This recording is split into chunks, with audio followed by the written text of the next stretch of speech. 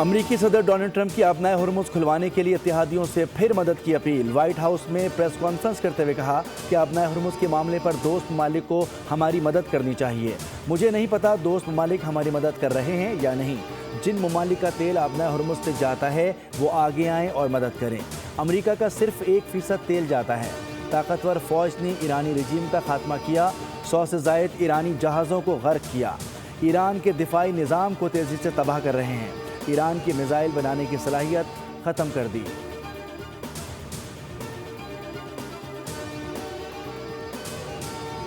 ایران کے خلاف جنگ امریکہ کے گلے پڑ گئی۔ جارحانہ پالیسیوں کے باعث ٹرمپ تنہا رہ گئے۔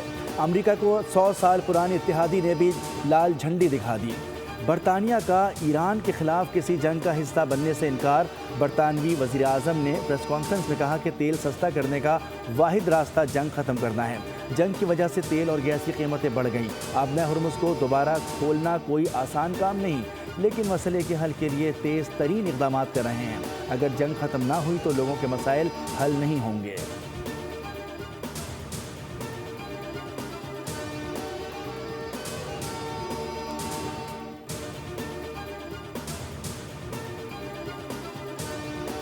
آبنائے ہرمز کھلوانے کے لیے ٹرمپ کی اپیل مسترد۔ جاپان، آسٹریلیا اور برطانیہ کا اپنے بحری جہاز بھیجنے سے انکار۔ آسٹریلیا کی ٹرانسپورٹ وزیر کیتھرین کنگ نے واضح کیا کہ آسٹریلیا آبنائے ہرمز میں جنگی بحری جہاز بھیجنے کا ارادہ نہیں رکھتا۔ جاپان کی وزیر اعظم نے پارلیمنٹ کو بتایا کہ جاپان نے آبنائے ہرمز میں تیل بردار جہازوں کی حفاظت کے لیے بحری جہاز بھیجنے کا کوئی فیصلہ نہیں کیا۔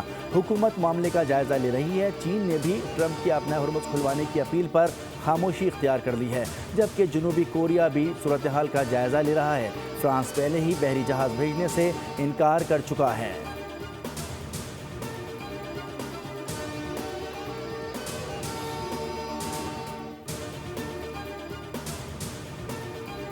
ایران کے UAE اور کویت میں امریکی اڈوں پر حملے جاری۔ خطے میں موجود امریکی تنصیبات بھی شدید نقصان سے دوچار۔ دبئی ایئرپورٹ پر ڈرون حملے کے بعد آگ لگ گئی۔ تیل کے ذخیرے کو نشانہ بنایا گیا۔ ایئرپورٹ عارضی طور پر بند رہنے کے بعد جزوی طور پر بحال ہو گیا۔ متحدہ عرب امارات الفجیرہ سے صنعتی علاقے میں بھی ڈرون حملے کے بعد آگ بھڑک اٹھی۔ بندرگاہ پر آئل لوڈنگ معطل کر دی گئی۔ ابوظہبی میں گاڑی پر میزائل گرنے سے ایک شخص جاں بحق ہو گیا۔ کویت انٹرنیشنل ایئرپورٹ پر بھی ڈرون حملہ۔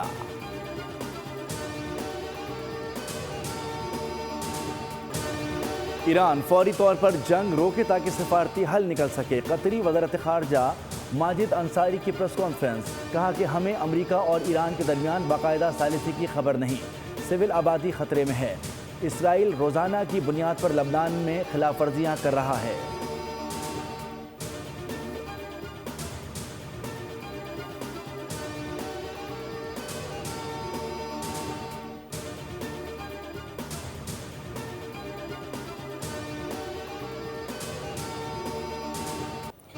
اسرائیلی پارلیمان میں بھی خطرے کے سائرن بج اٹھے۔ ایران کے بیلسٹک میزائل حملے کے پیش نظر سائرن نے اسرائیلی قانون سازوں کو بھاگنے پر مجبور کر دیا۔ وائرل ویڈیوز میں دیکھا جا سکتا ہے کہ سائرن بجتے ہی اسرائیلی اراکین پارلیمان نشستیں چھوڑ کر تیزی سے محفوظ پناہ گاہوں کی طرف بھاگ رہے ہیں۔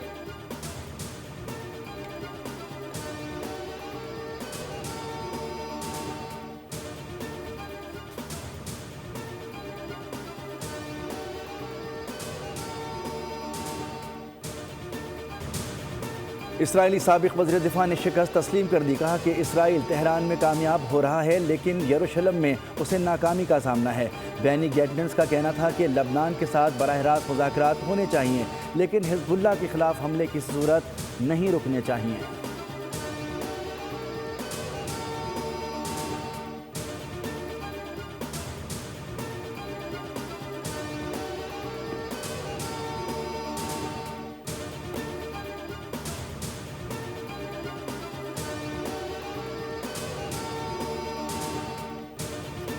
حکومت کے بروقت فیصلوں کی بدولت ملک میں پیٹرولیم مصنوعات کی مناسب مقدار موجود ہے۔ قومی سطح پر کفایت شعاری اور بچت کے اقدامات کا نفاذ ہو چکا ہے اور مزید کام جاری ہے۔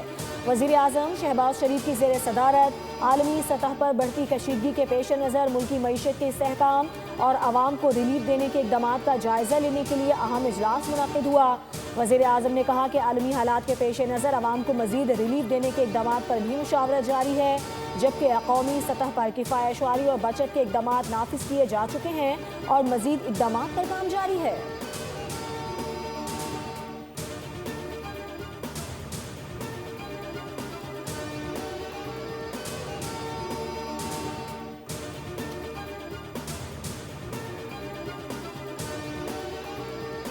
मुल्क में खाम तेल के ज़खायर तकरीबन 11 दिन, डीजल के 21 दिन, पेट्रोल के 27 दिन और LPG के 9 दिन के दस्तयाब हैं।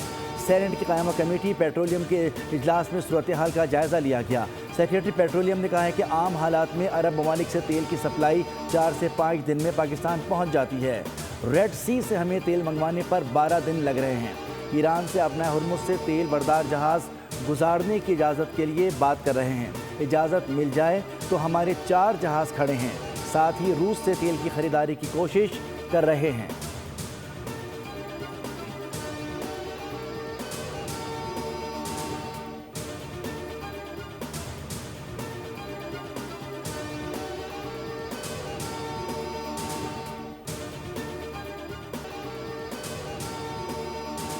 सीनियर वजीर शर्जील इनाम मेमन का कल से ईवी बस का नया रूट शुरू करने का ऐलान। कहा माहौल 2 से ईवी बस से लाखों शहरी मुस्तफीद होंगे। नया रूट गुलशने मेमारता टावर्स तक शुरू किया जा रहा है।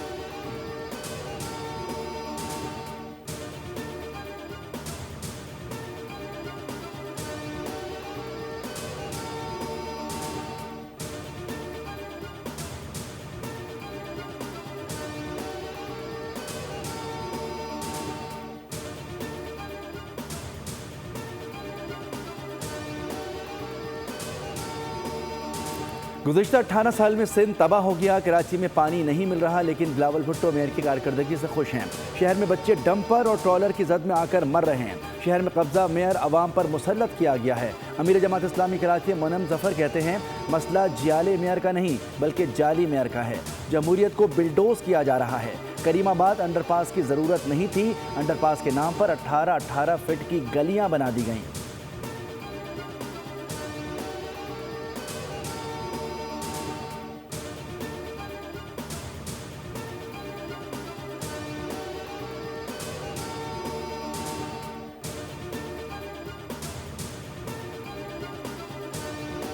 पाकिस्तान स्टॉक मार्केट कारोबारी हफ्ते के पहले रोज क्रैश। ट्रेडिंग के दौरान इंडेक्स 4 नफसियाती हदें नीचे गिर गया।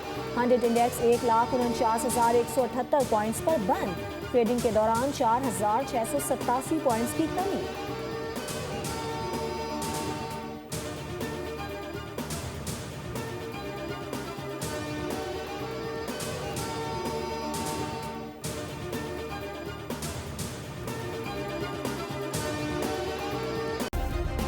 सब्सक्राइब करें और बेल दबाएं ताकि कोई खबर रह न जाए।